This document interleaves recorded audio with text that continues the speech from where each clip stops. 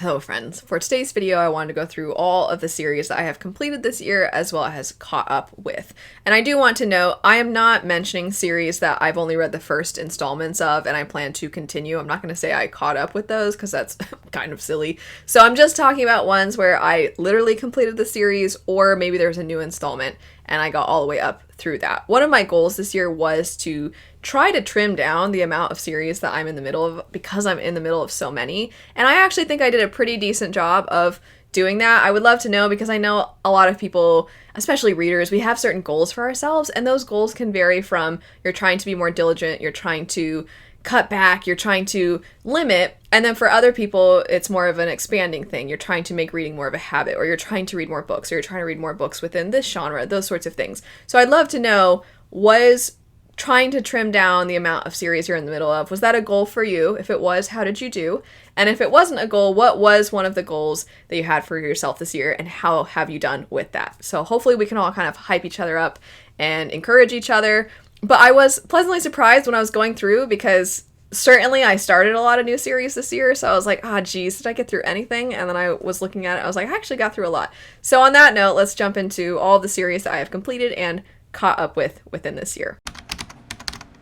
Kicking it off, we have the Empire of the Wolf trilogy by Richard Swan. Not only was I excited to get through the end of this series, because I have really enjoyed this series, and I kept, for the second installment, I had been really excited for when it was going to come out, which it came out a couple years ago, but then I kind of kept pushing it back, and then I finally picked it up.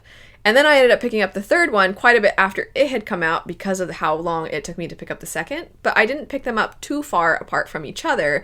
So then it had that really wonderful fluid, you're just going from one into the other without too much time between them, which is of course how I prefer, and I think a lot of us prefer to read series. So it felt really high stakes, I felt really in it, and I thought that the third book ended in a way that really had a nice conclusion and bookend to this trilogy. I think of the three, I think the second installment might have been my favorite, but part of why I like this series is the Eldritch horror components, and I think those really, really came to life in the third one. They're more sort of introduced to you a little bit more in the second. In the first one you have glimpses, and the second one you get a little bit more, and then the third one really gloves come off and we're getting a lot of it. So I really enjoyed seeing all that. I really like this trilogy. I'm glad. I think it's having a little bit of upward momentum, especially now that the third installment is out.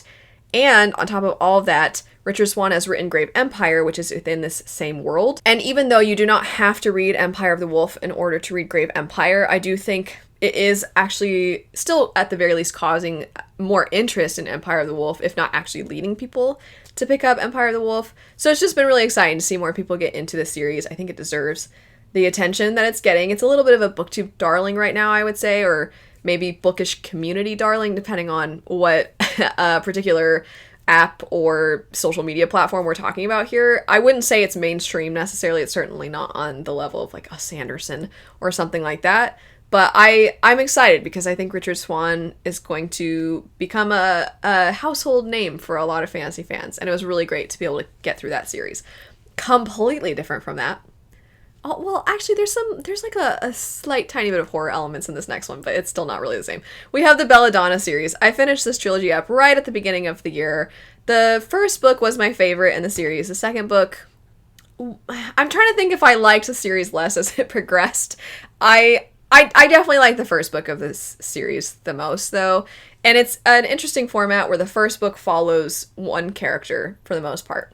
The second book kind of has split between that character from the first as well as another character, and then the third book, that character that got more time in the second book suddenly is pretty much your only perspective in the third one. So we kind of shifted over the course of the trilogy, and I think that's fine, and I think I'm always for authors taking chances and doing creative things, and that seems to be becoming more popular these days, where you kind of shift to your main protagonist is over the course of the series. Not in the same way as it's a huge epic world, you have a lot of characters, and certain characters get more spotlight in certain installments. Not quite in that same way.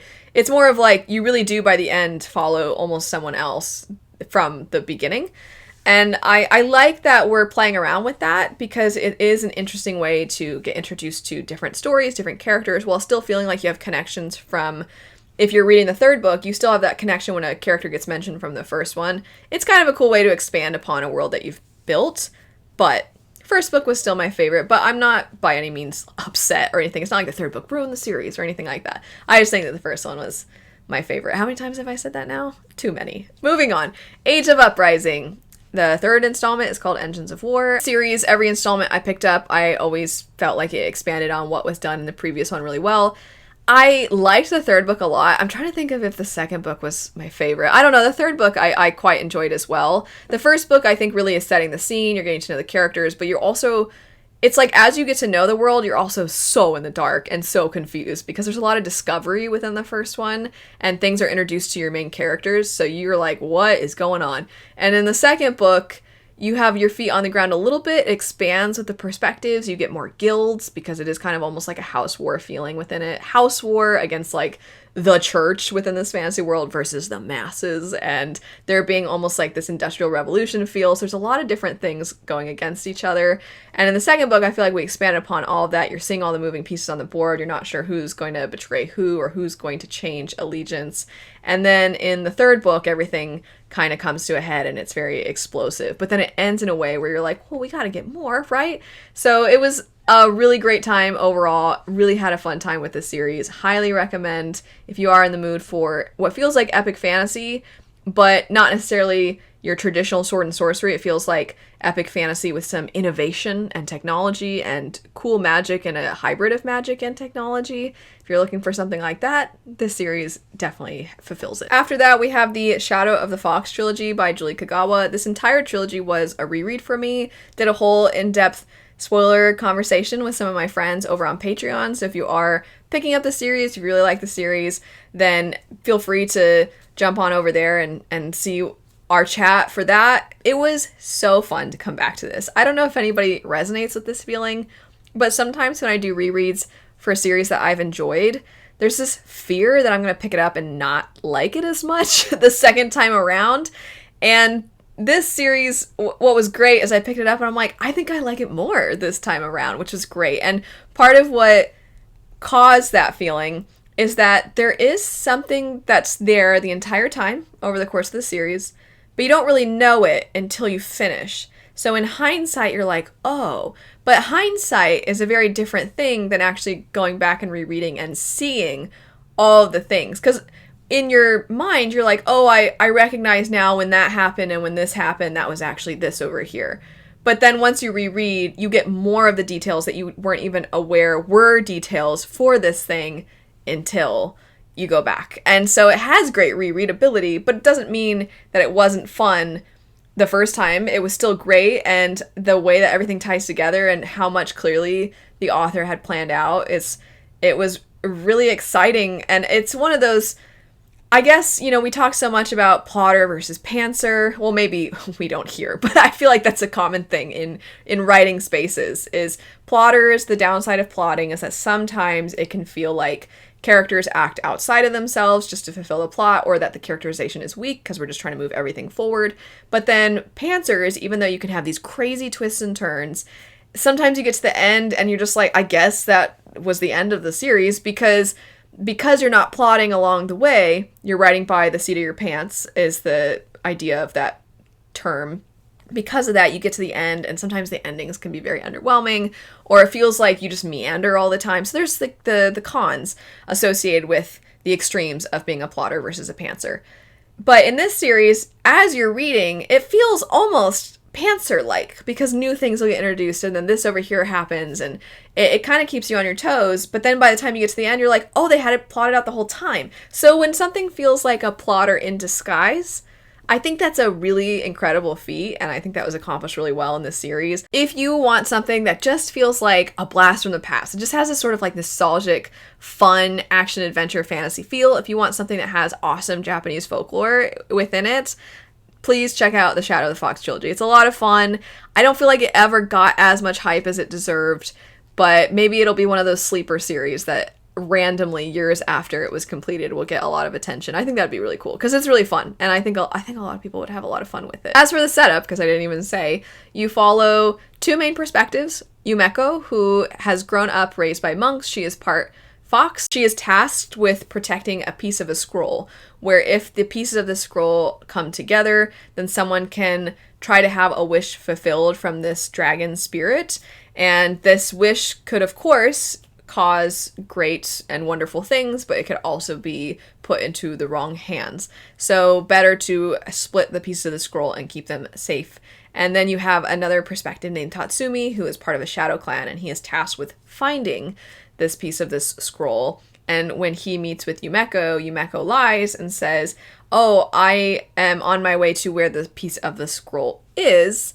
And so he accompanies her almost like a bodyguard, and the whole time she knows, okay, if he finds out, he might kill me for this piece of the scroll, so I have to pretend like I don't have it, but I also need him to help me get from point A to point B, because I'm not a warrior or anything. So she's really fun, and that feeling of like grump and sunshine, I feel like is present within these characters too, to put it in a very tropey kind of way, but it's such a blast. Anyway, switching now to Emily Wilde's first book, Encyclopedia of Fairies, second book, Map of the Otherlands, and of course the third installment, Compendium of Lost Tales. I did like within the Compendium of Lost Tales the idea of how the Fae, how they live and what happens is kind of informed by stories that already exist. So there's almost like these patterns that they are inclined to fulfill, and so they're trying to break away from that within the third book. You do get so much more of the Fae within the third book, whereas in the first two, it's more exploring things about the Fae, and then you get a lot more of them in the third installment. I think my favorite in the trilogy overall was the first. I actually feel like it was interesting because this year, within the Goodreads nominees, for some reason, this third installment was put in fantasy romance instead of within fantasy, even though the previous 2 years, it was put within fantasy. And part of what was surprising to me is that the love interest of the story is, I think, on page the least within the third book of the 3 books.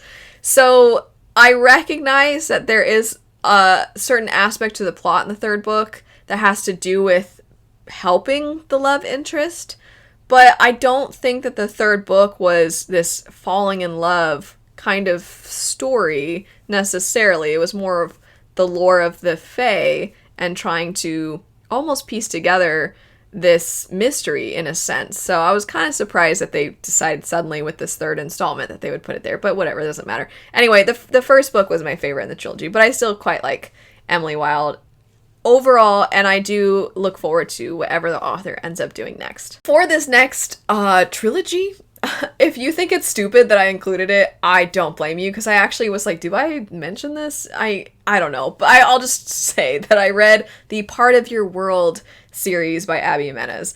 And the reason I'm saying I don't know if this counts is because this is a contemporary romance series where, of course, you can read any of these in any order. It really doesn't matter. But for anybody that's unfamiliar, a lot of times what will happen within contemporary romance stories that are sort of seen as series is that you'll have your initial couple in the first book, and then maybe a friend or a sister or somebody who is connected in some way to the characters in the first book will then become the main character of, or main characters, depending on who shows up, of the next book. Hence why you can read them out of order, but it will ruin for you what happens in the ones before. And by ruin, I mean, like, you know they got together, but of course they did. That's the whole point of a contemporary romance story. But regardless, I read all 3 of the books in this series by Abby Jimenez, and I definitely think the third one was the best at showing basically the ways in which the trauma that has been inflicted upon us by other people in our efforts to try to not feel pain as a result of those traumatic experiences, you can sometimes end up becoming like the person that inflicted pain upon you. And I thought that was really beautifully actually shown within that third book, because that's a really hard thing to accomplish in a way that doesn't feel really on the nose, or doesn't feel like we're not really doing it justice. We're not really showing these patterns. I really actually feel like we did within that third book. So I thought that was really well done. The second book had I would say had my favorite character in it. of the three, the man, I can't remember their names, I'm so sorry, but the man in the second book I thought was just absolutely precious. And then in the first book, I enjoyed that one, but I think the third book, when it came to showing kind of the heavier sides of things that you have the potential to show within these sorts of stories, I thought it was really well done. And as a character-driven reader in general, I do think that a really, really, really well done contemporary story, even if we're not talking about contemporary romance, you can just be talking about literature, lit fic and that kind of stuff. I do think that it's really cool when it feels like the kind of characterization that is the focus of a lot of literary books. When you can take that and you can have that same kind of characterization in fantasy, that is like the recipe for a perfect kind of story for my tastes. But of course, within these are contemporary romance, so it's not like there's anything going on magic-wise or anything like that. But really, that third book, I was quite impressed. It's called Just for the Summer. And interestingly, I think possibly, if I'm wrong about this, I'll put it in editing.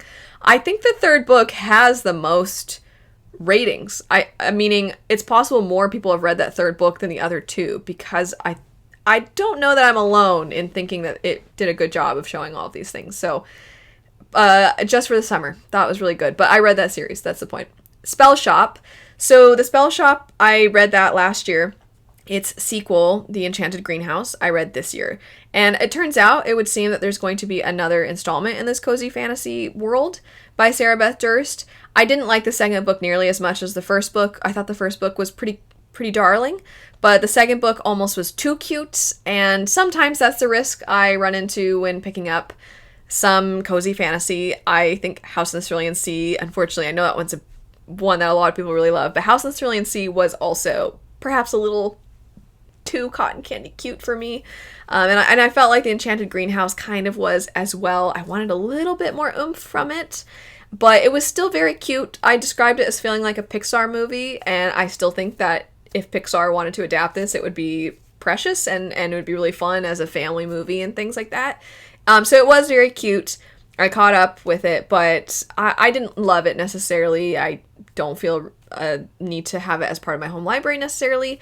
But I know there's a third book coming out. So this is I caught up with the series, and I do plan to read that next one. I'll be curious to see if maybe the second book was just kind of like a hiccup when it comes to my personal tastes.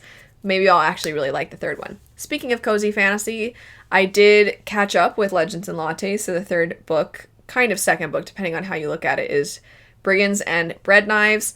And there's one particular scene in the book that I can't get out of my head. I think overall I felt like, oh, that was nice. I enjoyed that. And I do feel like Travis Baldree, he does have a way of kind of pulling you in and endearing you to the characters, which was true in this installment as well. But there's this one scene toward the end that I can't say because it would be a spoiler. But it still sits with me as like, oh, that was painful. That actually was, because the whole point of the story is kind of realizing that it's okay, first off, to not know where you're supposed to be in life, what you're supposed to do with your life. But also, when you think the thing you're supposed to do, when you're so concerned about realizing this isn't for me, and that might result in hurting other people's feelings, or it might let someone else down, just how difficult it is to make that decision. I wouldn't say I loved this one necessarily, though. I think I liked the first two a little bit more. You don't have Viv as your main protagonist in Brigands and Breadknives, which was, I don't think, a bad decision by any means, but I do like Viv, so I think I kind of missed having her as our perspective, but I'm still happy that I caught up / completed. I don't know if there's going to be more in this one, but I did continue on with it. I'll just really fast mention that I started and completed the Talon duology this year. I have talked about it so much, though, since picking it up, so I probably won't go in depth right now, but I loved that series by Jen Williams. Talked about it in my top books of the quarter. I had a really long gush review about it. I will probably mention it in January sometime when I talk about my absolute favorite books of all of 2025, because that will definitely be there. So Talonsister and its sequel, Titan Child. Finished that duology. It was amazing.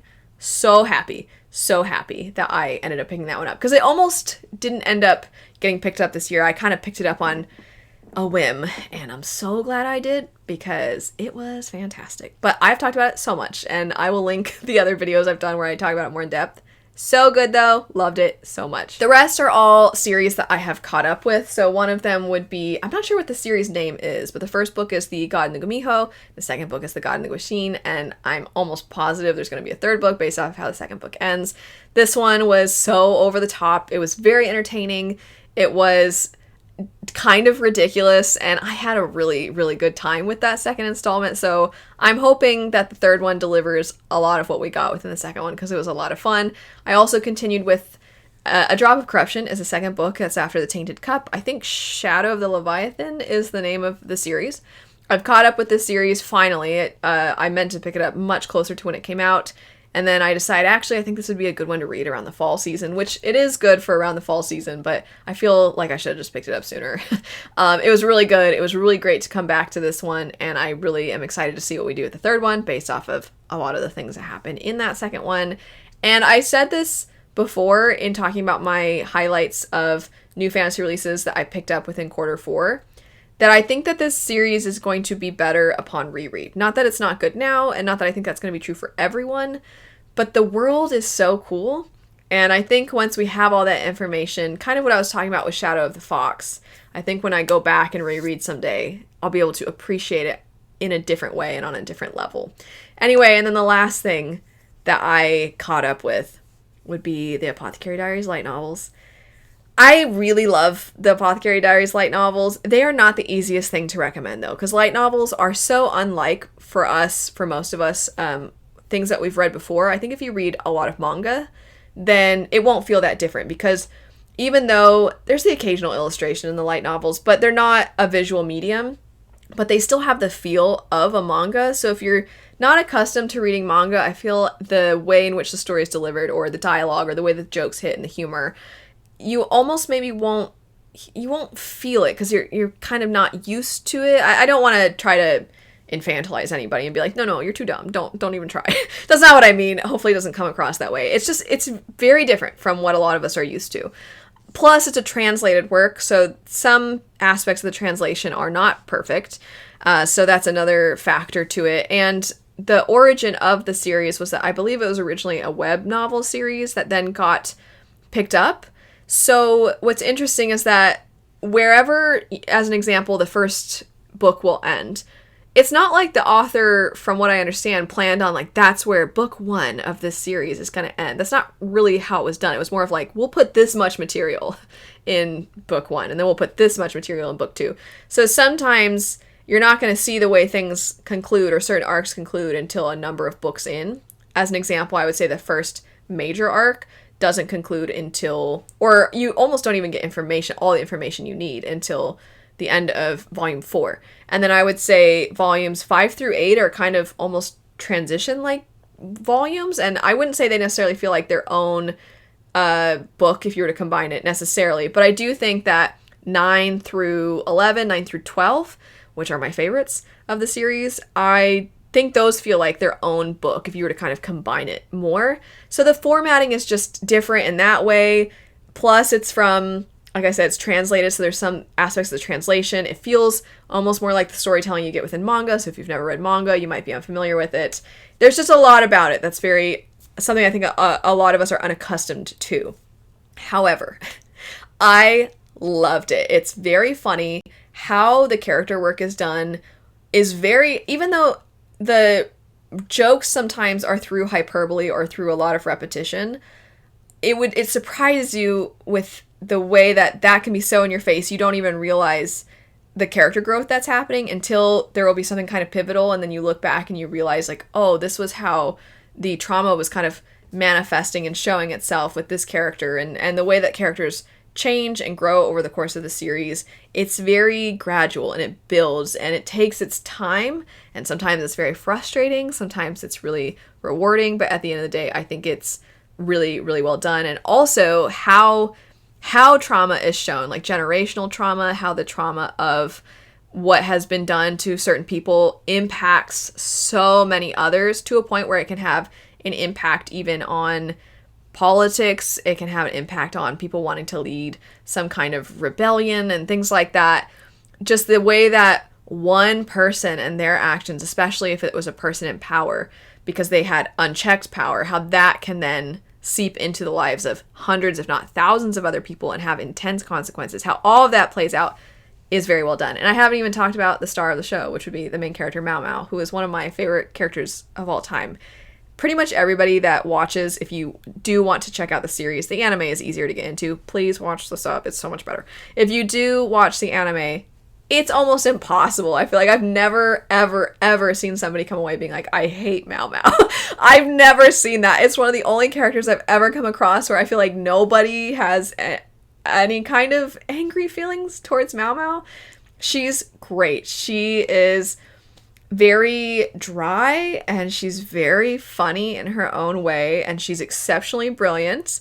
And she also, sometimes you're like, is it that she's not picking up on social cues, or is it that she's choosing to ignore things because she doesn't want to have to deal with it? And she's the best. I feel like she's the protagonist that so many of us want in our stories. She's exceptional. Love Apothecary Diaries volume 11 is one of my favorite things I picked up this year. Anyway, I got caught up with the series. That's the point of this video. And it kills me that 16 is not going to be translated for a while, I'm pretty sure. And the anime, the next season of the anime, season 3, I'm pretty sure is going to be split. So you'll get half the season and then the next half. And where I'm pretty sure they're going to end the first half, I'm like, why? Why would you do that? Don't do that. So anyway, there's a lot of waiting that needs to happen with this series. But, you know, that is the burden we bear to be dramatic. But anywho, those are all the things that I got caught up with or completed this year. As I said at the beginning, feel free to let me know how you're trimming down on series you're in the middle of, how that's gone for you this year, or if there are other goals that you had for yourself when it comes to reading. Feel free to chime in about those. Thanks so much for watching though. I hope you have a great rest of your day, and I'll see you later. Bye.